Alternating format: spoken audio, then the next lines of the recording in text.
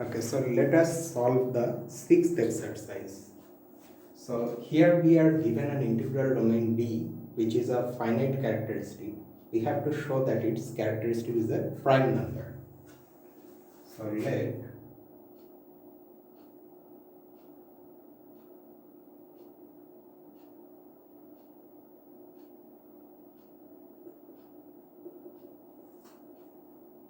P be the characteristic of D. Since D is non-zero, we have P greater than 1. How? Let's see. See, the characteristic of an integral domain having finite characteristic is by definition a positive integer. That does not say that it has to be greater than 1. It may be equal to 1 also. Now let us see what happens when P is equal to 1. See, by definition, P behaves like this. P is the smallest positive integer such that PA is equal to 0 for all A in D. Now if P is equal to 1, then that means 1A is equal to 0 for all A in D. And 1A we have already seen yesterday that 1A is nothing but A. In the additive group, D under addition, 1A is actually equal to A to the power 1, and we have already seen that that is equal to A. So what is the conclusion now? A is equal to 0 for all A belonging to D. That means D has only one element, that is the 0. And we have this condition, so that means P cannot be equal to 1. So that's how we are getting the conclusion that P is not equal to 1. But since P is already a positive integer, it has to be greater than 1. And where are we getting this from? You remember that we slightly modified the definition of an integral domain. Herstein does not require an integral domain to be non-zero. However, if we take that as our definition, then we have difficulty with the result which says that every finite integral domain is a field, particularly when our integral domain is the zero ring, according to Herstein. So to get around that difficulty, we have decided to consider only those rings as integral domains which are first of all non-zero. Then of course they should not contain zero divisors, those things are there. Okay. So we now have P greater than 1. So because P is an integer greater than 1, it is either composite or prime. We have to prove that it's prime, but we will suppose the contrary.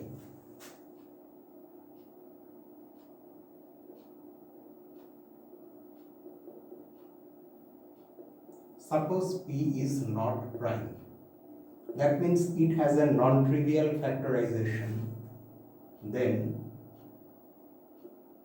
P is equal to Nm for some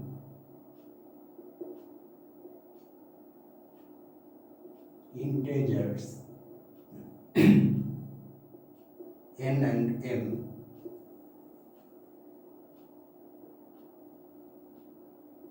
satisfying this.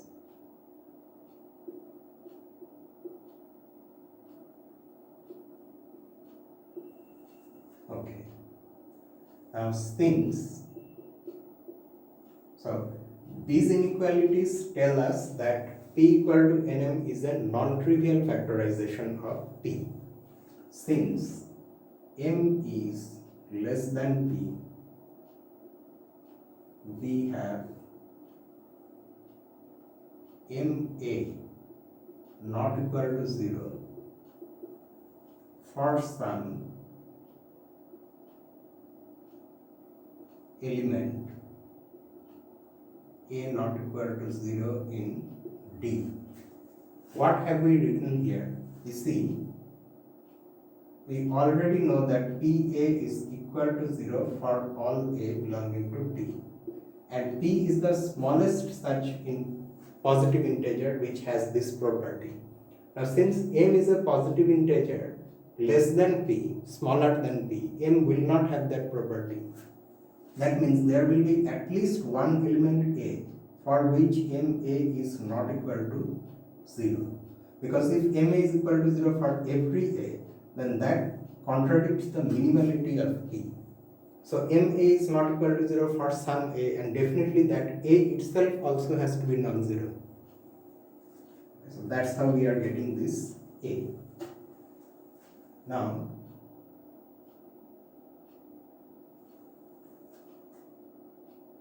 ma is a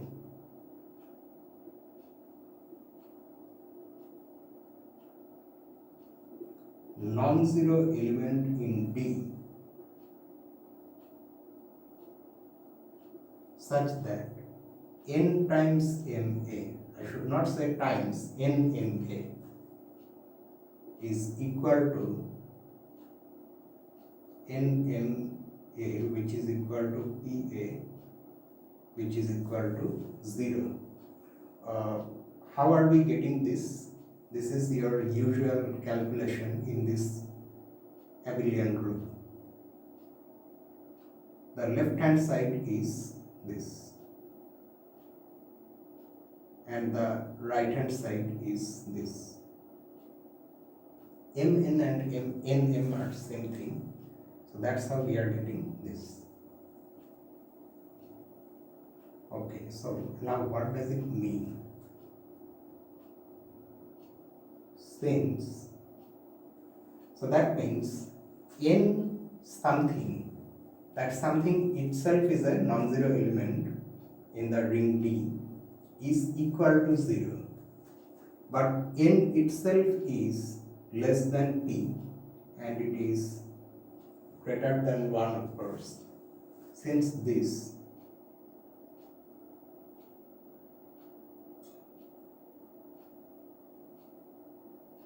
the solution to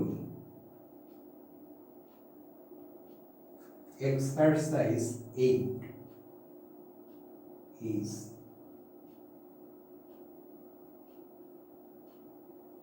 contradicted.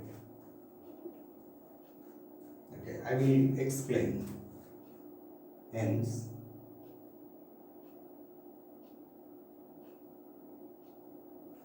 our supposition is wrong. That is, P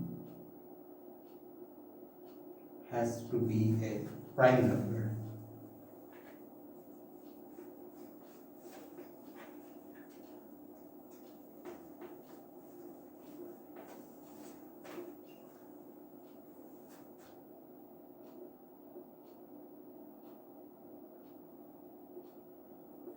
He has to be a prime number, and this ends the solution. But what is this? The solution to exercise 8 is contradicted. This, of course, we won't know until we get to the solution to exercise 8. This may be somewhat disturbing and confusing at first. The thing is that in some problems, some exercise problems in Herstein's book, we need results which are further down the exercises, or we need results which are available much later in the book. The only thing we have to keep in mind that the arguments should not be circular. It should not be the case that we are using exercise 8 here, or rather its solution, in solving exercise 6. And then we are somehow using exercise 6 to solve exercise 8. If that happens, then the argument is circular and we are really not proving anything. So that has to be kept in mind. Other than that, there may be some back and forth movements. You will get used to it, okay, as time goes on and as we solve more and more problems. So, but before we get to exercise 8, there is exercise 7. So So this is exercise 7.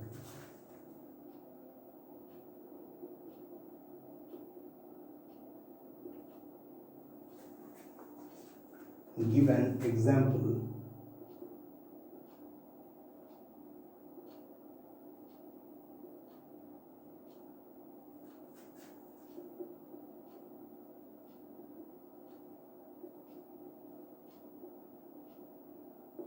of an integral domain which has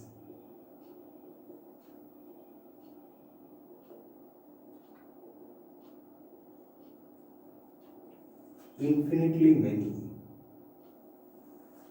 elements. Infinitely many elements, or as an infinite number of elements, same thing. Many elements, yet is of finite characteristic.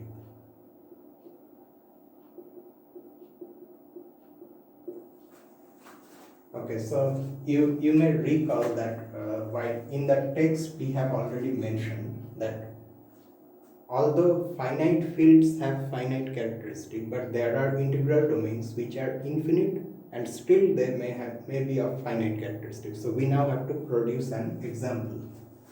And here again, the example will use a ring which will appear much later in the book, namely polynomial rings. Okay, let me just write the solution and then we will see what it means roughly.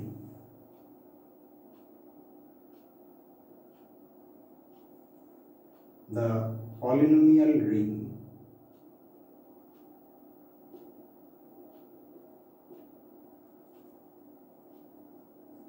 J2x is of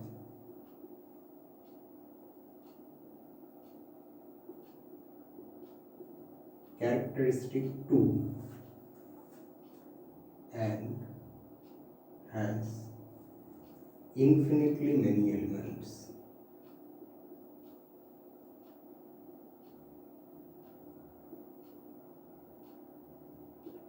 And that's it, that's the solution. But what is the meaning of this solution? You see, if we have a field, then we can consider the set of all polynomials over the field f. What it means is that fx is the set of all polynomials in the indeterminate x, which are expressions which look like this: a0 plus a1x plus anx to the power n, where n is a non-negative integer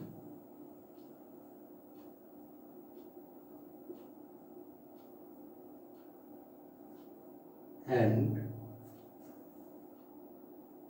ai belongs to f for all I lying between 0 and n. So fx is the set of all such expressions. We call these expressions polynomials over f. Over f means these coefficients ai's are coming from the field f, and the indeterminate is x. N of course can vary. N can either be 0 or 1 or something very large. N can be 1000 also. But the coefficients are coming from f.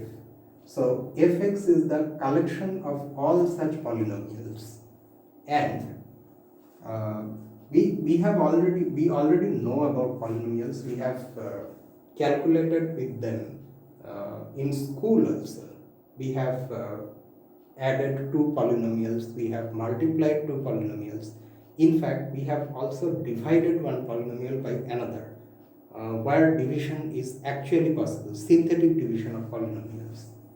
Now, it turns out that with respect to that ordinary addition and multiplication of polynomials, this is also a ring.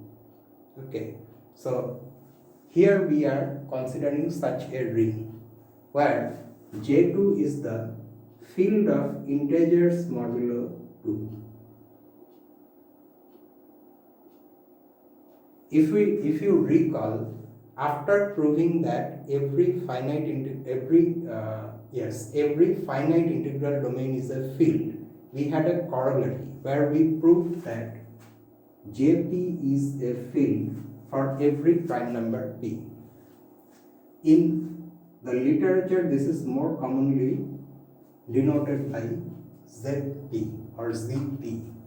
Okay, so for us, this actually is the polynomial ring, this, where the coefficients are this, one of these, each coefficient is one of these two congruence classes modulo 2.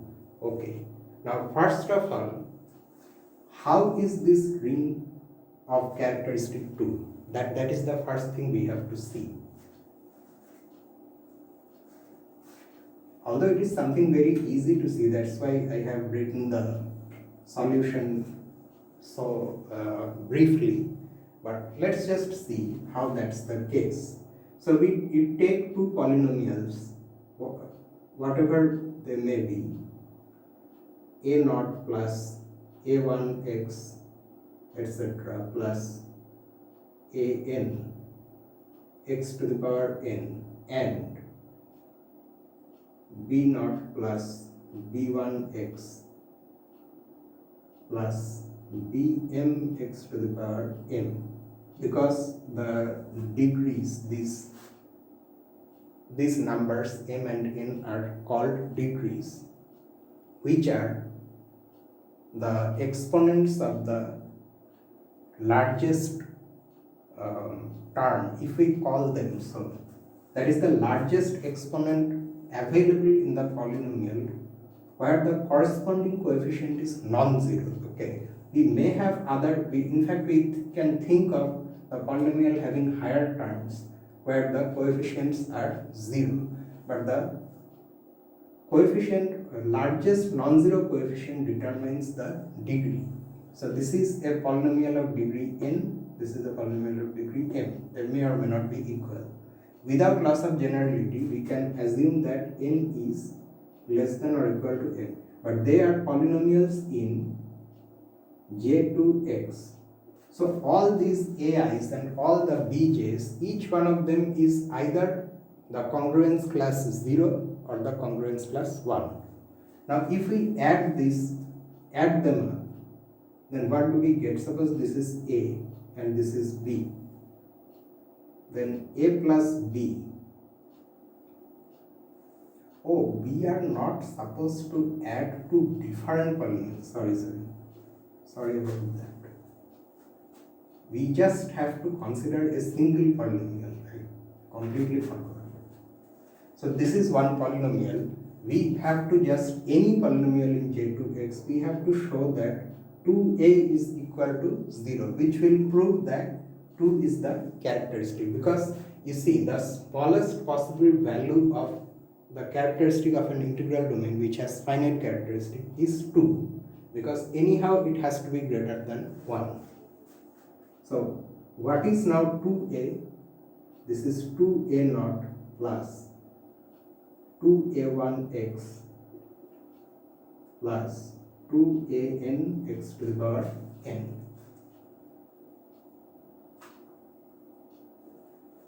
In fact, if we manipulate this, if we add this a with itself, then ultimately we will get this. Now in the field J2, if we add an element with itself, what do we get? You see, there are only two elements in J2, right? So 2 times 0 is of course 0, 0 plus 0, since this anyway is the additive identity. And what about 2 times 1?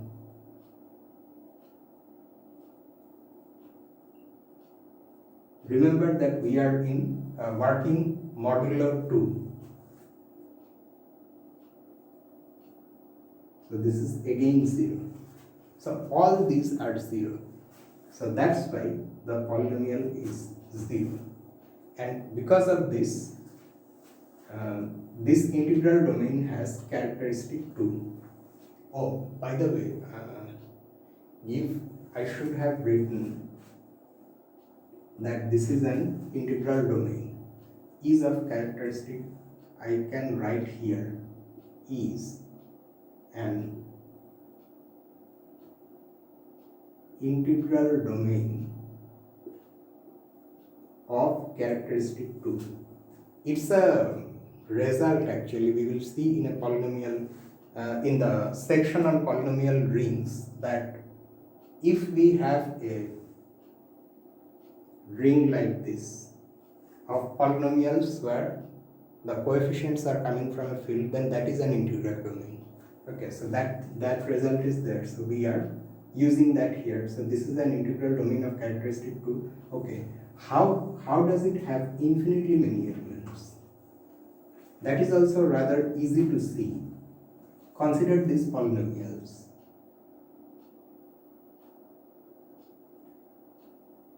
1x, 1x square, 1x cube, and so on in J2x. They are sometimes also called monomials because there is only one term in each one of them, and all of them are distinct from the definition of equality of two polynomials in a polynomial ring. These are all distinct. So that's how this has infinitely many elements. So in spite of having infinitely many elements, this polynomial is, this integral domain is of characteristic 2. Okay. Now we see exercise 8, and we will see how its solution helps us solve this one. So this is exercise 8.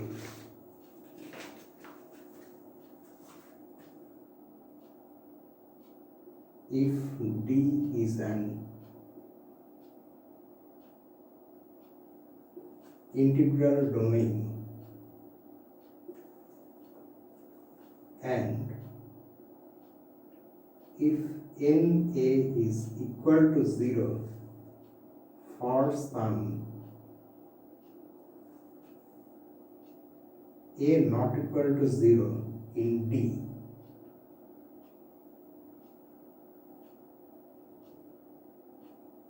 and some integer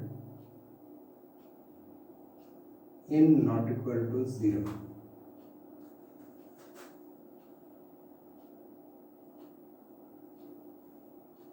Prove that D is of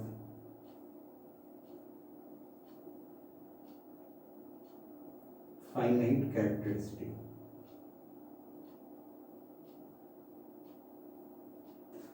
Okay. Let us see what this problem says first of all. D is an integral domain in which there is a non-zero element A, and we can find a non-zero integer n such that NA is equal to 0. If this condition is true, we have to prove that D is a finite characteristic.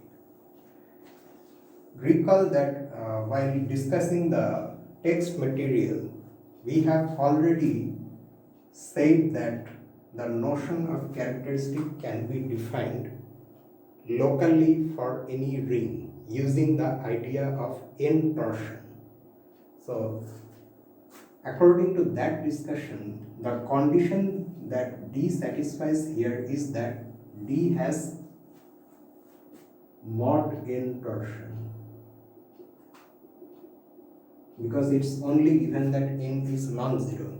N is not necessarily positive. So the exercise can be rephrased like this. If D has mod n torsion for some non-zero n, then prove that D is a finite characteristic. This we mentioned there also. Now we will prove this. And to see how this helps us here, we won't wipe this part. Okay.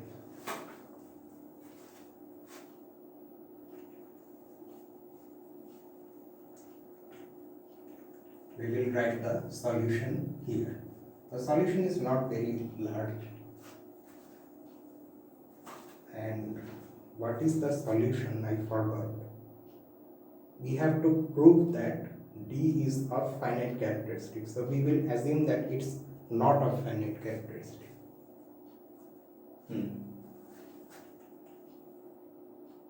So let D not equal to 0 be any element in D. This means that B is any non-zero element in D. If D is a finite characteristic, we have to prove that there exists some integer p, some positive integer, such that pb is equal to 0. Okay.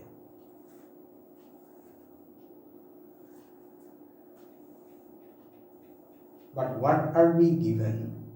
We are given that NA is equal to 0 for A not equal to 0 and N not equal to 0. This N and this A are fixed. Okay, so they are given. This B, however, is any non-zero element.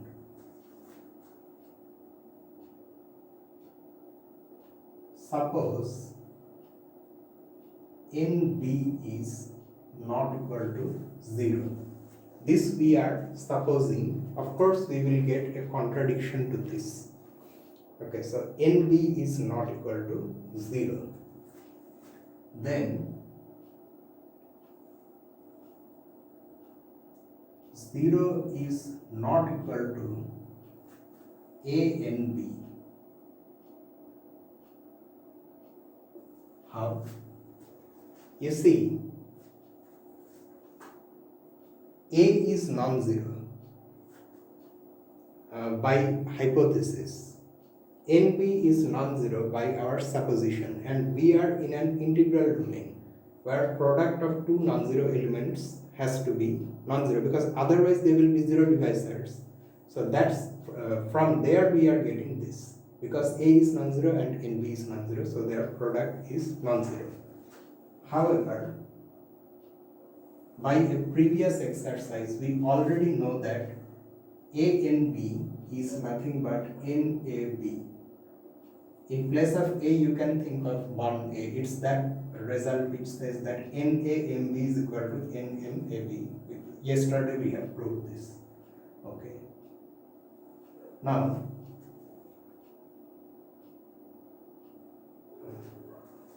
so now, in the same vein, we also have NAB, because this can be written as say N1AB, so NA1B or NAB. But NA is 0, so we have 0B, this is equal to 0, and this is clearly a contradiction, 0 not equal to 0, a contradiction.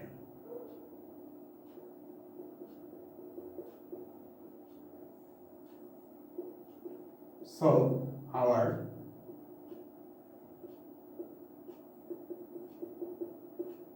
supposition is wrong. That is,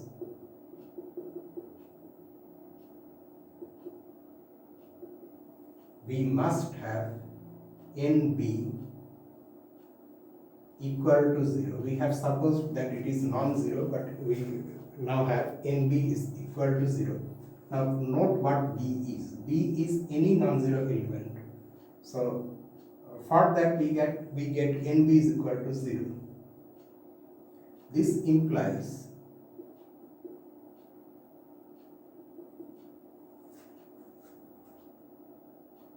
NC is equal to 0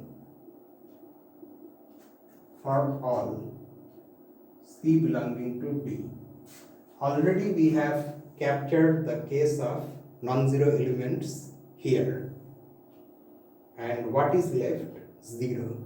So taking everything into account, I am writing another statement, NC is equal to 0. Here C may or may not be 0. If C is 0, then of course this is 0. If C is non-zero, that case is proved here. but keep in mind that n may be negative also, which in turn implies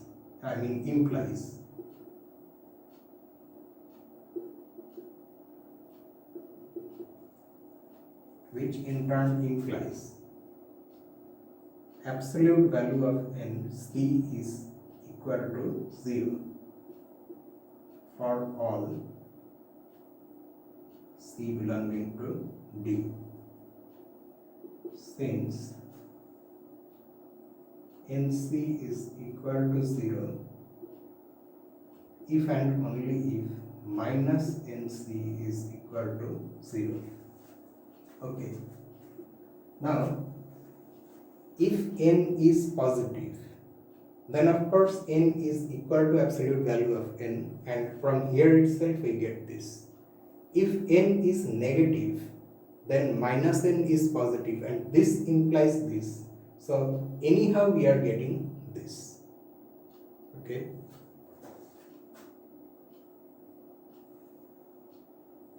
And how are these two things equivalent?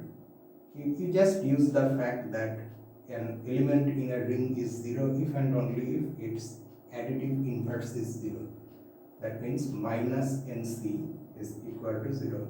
And I leave it to you to see that minus nc is equal to minus n times c. We have already seen such things yesterday. Okay. Now what is the conclusion? We have found a positive integer n, mod n, such that mod n c is equal to 0 for all c belonging to D. Why is this positive? It's because n is non-zero. This is always non-negative. It is positive if and only if n is non-zero. And that is precisely the condition for D to be of finite characteristic. Hence, D is of finite characteristic. Actually the solution ends here because that's what we have to show, but there is something else that we have proved, something more in this exercise, and that helps us here. I need some space. Okay, shall I write it like that? What I mean is that after this exercise, we have a remark in the solution itself. So that I will continue from here.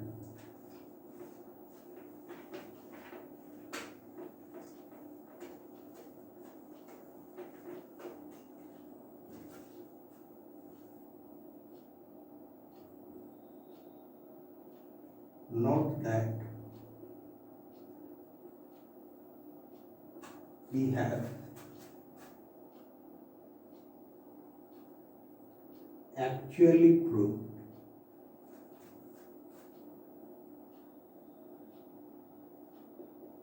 something more than what we were asked to prove. You see this equation, there is a positive integer for which that integer times any element in the ring or in the integral domain is equal to 0. And the characteristic, that means this says that D is a finite characteristic, and the characteristic is the smallest such positive integer. That means the characteristic of D will be less than or equal to this.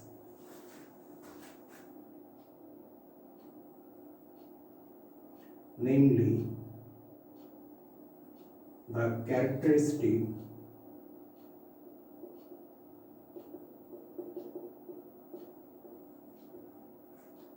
of D is less than, or I can write it more briefly like this, is at most this. So with this remark, the solution to exercise 8 ends. Now, how is this helping us here? What have we done here? If you remember, at this stage we have I need the previous equation also that I wiped. If you remember, we have proved that n times ma is equal to 0, where ma is not equal to 0 and n is less than p. What is p? P, according to our solution, we began the solution with p. P is the characteristic of D.